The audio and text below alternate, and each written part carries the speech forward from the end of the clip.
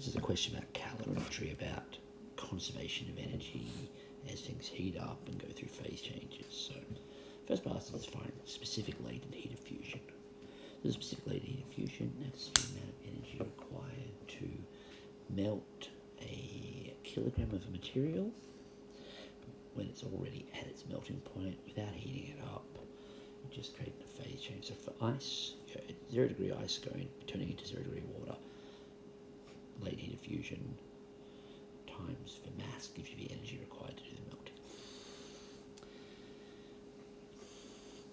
So in this case, we're taking 300 grams of ice from negative 8 degrees up until 0 degrees and then melting it. So we have specific heat,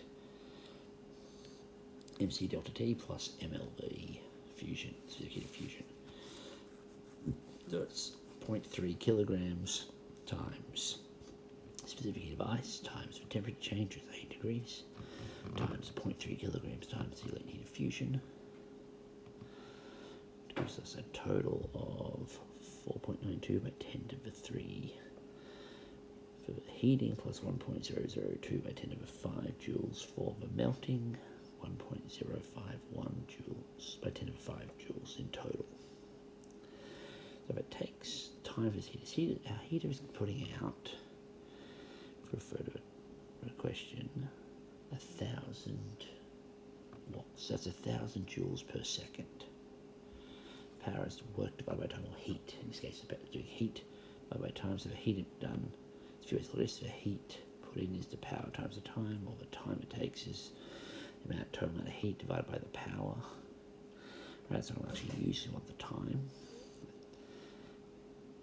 Right, total amount of heat divided by 200 watts, 525.5 seconds, which is about 8 3/4 minutes. So, in terms of molecules of water and the kinetic theory of matter, right, particles in a solid like ice are held together in a crystal lattice, right? And when you give them energy, when they're cold, they heat up by vibrating more and more. But once they reach a point where they start to melt, you're starting to break the bonds between the molecules, separate them. You're giving the molecules potential energy rather than kinetic energy. Right, so if there's no gain in kinetic energy, there's no gain in temperature, but there is heat being used in changing the potential energy from the low potential energy state of being in a solid to the higher potential energy state of being in a liquid.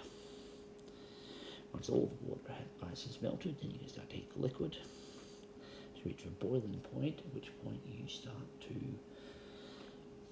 put energy into the potential energy, and you have to overcome the latent heat of vaporization.